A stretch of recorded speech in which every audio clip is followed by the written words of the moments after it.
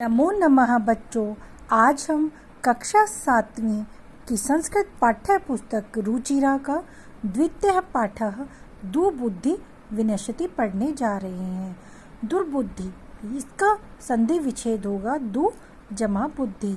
दु का अर्थ होता है बुरी, बुद्धि बुद्धि, बुरी बुद्धि वालों का विनाश होता है।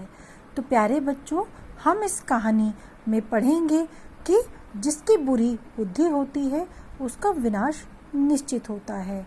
अस्ति मगध देशे फलोत्पल नाम सरः। मगध देश में एक फलोत्पल नाम का सरोवर है। तत्र संकट विकटो हंसो निवसतः। वहाँ पर संकट और विकट नाम के दो हंस रहते थे।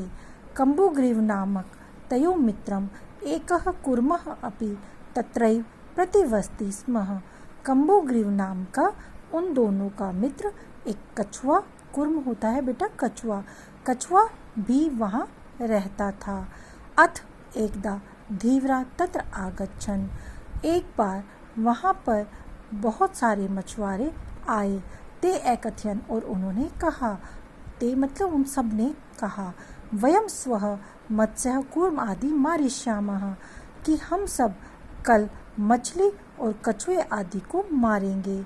एतत् श्रुत्वा कूर्मः अवदत्। यह सुनकर कछुए ने कहा, मित्रे किम युवाभ्याम धीवरानां वार्तां श्रुत्वा, कि हे मित्र, क्या तुम दोनों ने मछुआरों की बातचीत को सुना। अधुना किम अहम करोमि, अब मैं क्या करूँगा। हंसो अवदताम, हंसों ने कहा, प्रातः यत् उचितम तत् कर्तव्यम, सुबह जो सही लगेगा वही करेंगे। कूर्मः अवदत्, कछुए ने कहा, मैं एवं ऐसा ही।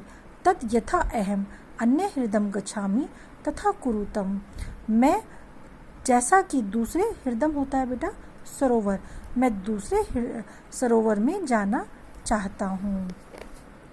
हंसो अवदताम, हंसों ने कहा, आवाम किम करवावा, हम दोनों क्या करें। कूर्मः अवदत्, कछुए ने कहा, अहम युवाभ्याम सह आकाश मार्गेन अन्यत्र गंतुम इच्छामि, मैं तुम दोनों के साथ आकाश के रास्ते अन्य दूसरे जगह जाने की इच्छा करता हूँ। हंसो अवदताम, हंसों ने कहा, अत्र कः उपाय, यह क्या उपाय है। कच्छपः वदति, कछुए ने कहा, युवाम काष्ठ दंडम एकम चंचुआ धार्यताम, तुम दोनों एक काष्ठ होता है लकड़ी, दंडम डंडा, तुम दोनों एक लकड़ी के डंडे को चोंच में धारण कर लेना। अहम काष्ठ दंड मध्य, मैं लकड़ी के डंडे के बीच में अवलंबे बैठकर युवयो पक्ष बलेन सुखेन गमिष्यामि, तुम दोनों के पंखों के बल से सुखपूर्वक जाऊंगा। हंसो एकथयताम, हंसों ने कहा, संभवति ऐसा उपाय, क्या यह उपाय संभव है। किंतु अत्र एकः अपायो अपि वर्तते, किंतु यहाँ पर एक परेशानी है, एक दिक्कत है।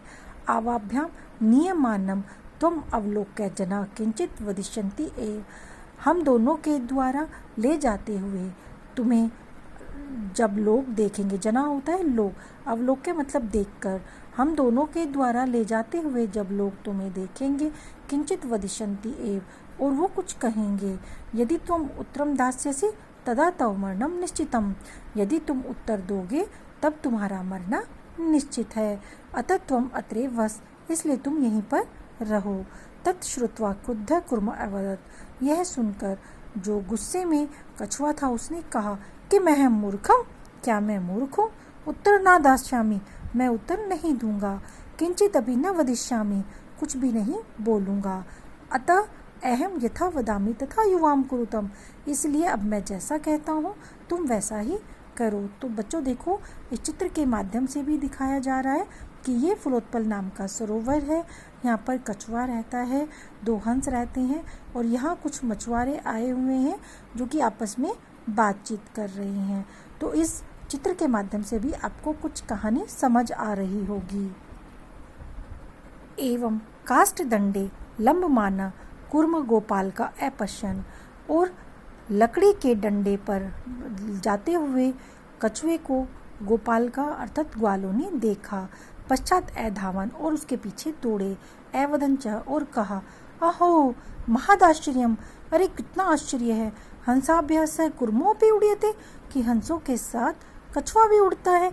कश्चित वदति, और किसी ने कहा, यद्य अहम कुर्म कथमपि निपतति तदा अत्रे पक्त्वा खादिष्यामि, कि अगर यह कछुआ किसी भी तरह नीचे गिर जाए, निपत्ति मतलब नीचे गिरना, तभी मैं इसे पका करके खाऊंगा। ऐपर अवदत, और किसी दूसरे ने कहा, सरा तीरे दग्ध्वा खादिष्यामि, मैं तो नदी के किनारे ले जाकर खाऊंगा। अन्य एकथत, और अन्य ने कहा, गृहम नीत्वा भक्षिष्यामि, कि घर में ले जाकर खाऊंगा। तेषाम तद वचनम श्रुत्वा कुर्मा क्रोधा जाता, ये सब वचन सुन के कछुए को गुस्सा आ जाता है। मित्राभ्याम दत्ता वचनम विस्मृत्य से अवदत, और मित्रों के दिए हुए वचन को वह भूल करके उसने कहा, यूयम भसम खादत, तुम लोग राख खाओ। तत्क्षण में कुर्मा दंडात भूमौ पतितः, उसी क्षण कछुआ डंडे से भूमि पर गिर गया। गोपाल का हस्सा मारिता, और ग्वालों ने उसे मार दिया।